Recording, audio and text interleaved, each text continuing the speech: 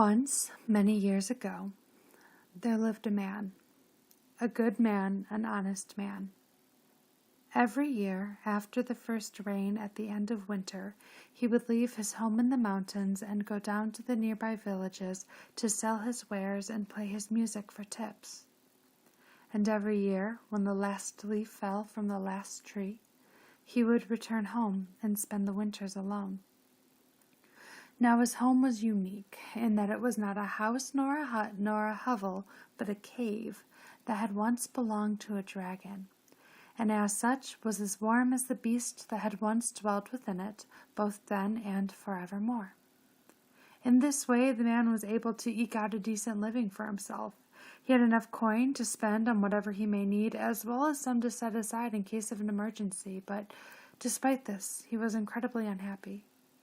For you see, although the villagers paid him well for his wares and tipped him well for his music, they never seemed to think of him as a person, just another part of the calendar year, for he was so consistent in his comings and his goings that they learned to count the seasons by him. For many years, such was his life.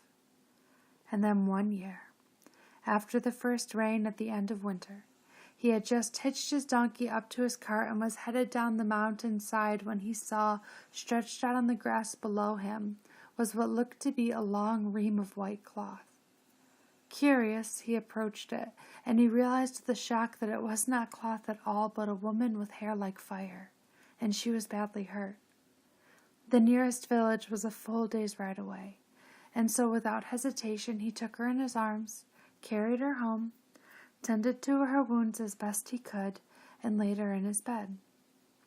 He sat by her side until nightfall, and then he went and he slept in his stables for the first time. For 4 days and 4 nights the woman slept, never waking, and then, late into the 4th night, she cried out as if in fear, and without hesitation he ran to her side and took her hands in his.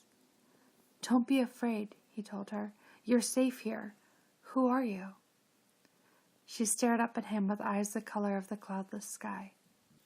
"I am the wanderer," she said, "and I cannot stay long. Who are you?" "I am the traveler," he answered back. "Neither can I." And she smiled faintly, squeezed his hand slightly, and slept. So passed the first night of many nights. At first the wanderer was too weak to get out of bed, and so the traveler amused her by playing his music for her, and telling her the stories that his family had passed down from generation to generation. And the wanderer amused herself by creating sun catchers out of bits of bead, glass, and twisted wire. And they talked and they laughed long into the night. But every night, when they parted ways for bed, she would catch his sleeve and remind him, "I am the wanderer, I cannot stay long." And he would smile down at her and answer, "I am the traveler, neither can I." And then came the day when the wanderer was well enough to get out of bed, and the traveler taught her to throw pots on the wheel, as was his craft, and the wanderer taught the traveler to cook meals from all the different places that she had journeyed to. And they talked and they laughed long into the night. But every night, when they parted ways for bed, she would catch his hand and remind him, "I am the wanderer, I cannot stay long." And he would smile down at her and answer, "I am the traveler, neither can I." And then came the day when the wanderer was fully healed, and they danced together, bare feet pounding on soft rugs over hard stone long into the night. And at the end of their dance they embraced tightly, and the wanderer looked up at the traveler with tears in her eyes as she whispered, "I am the wanderer. I must stay only 1 night more." And the traveler could feel tears in his own eyes as he whispered back, "I am the traveler, as must I." And one last time they parted ways for bed, and they did not know it, but each wept for the other and the love they would lose in the coming morn. Dawn came far too soon for the wanderer and the traveler, and in silence side by side they packed. The traveler packed for the wanderer food, supplies, and all of the coins he had saved up in case of an emergency. and the wanderer packed for the traveler the spices that she had used in the meals they had created together, and the sun catchers that she had made. She told him to sell these in the village as thanks for his care, and although he took them from her willingly enough, he knew he could never part with anything that she had created. They stood together at the mouth of the cave, and they looked at each other sadly. "I am the wanderer," she said. "I could not stay long." "I am the traveler," he answered back. "Neither could I." And head hanging, shoulders slumped, she turned and headed slowly down the mountain. And as the traveler watched her go, he felt something within him break, and he cried out, "Wait! Wait!" The wanderer turned, hope in her eyes. "Wander with me," he said. "Travel with me." The hope faded. "I cannot," she answered. "My path is winding. But come, travel with me, wander with me." "I cannot," he answered, heartbreaking. "My path is set."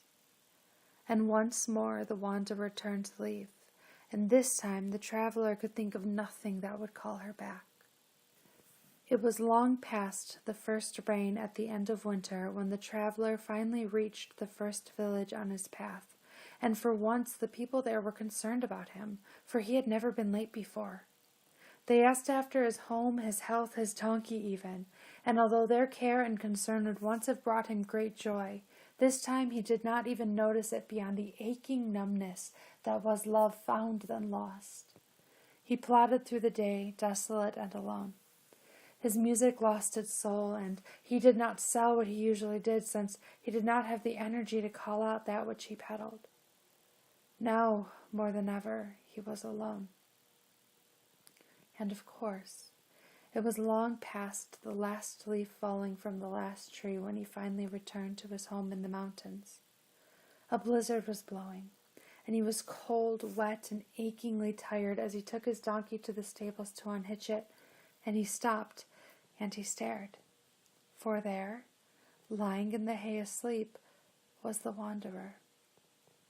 He stared at her, and as if sensing his eyes on her, she opened hers and smiled up at him, and he took her in his arms and spun her around, and only then did he think to ask, "But how?" "I am the wanderer," she laughed. "But I have learned this past year everyone, even wanderers, must rest." "And you?" "I am the traveler," he grinned. "And yes, even travelers must rest." And so passed the second winter of many winters, where the wanderer and the traveler talked and laughed and danced late into each and every night. And after a few years, the wanderer had a son, who they called Ciaran, whose name means home. And Ciaran had a great many adventures of his own. But those are tales for another day, another night. And on this day, on this night, it is good to know that after the first rain at the end of that second winter, once more the wanderer and the traveler parted ways. This time not with sacks of food, supplies, and bits of twisted wire and bead, but with 2 rings made from dragon scales, as warm as the beast they had fallen from, as warm as their hope, and as warm as their love. A reminder that everyone, even wanderers and travelers, must rest.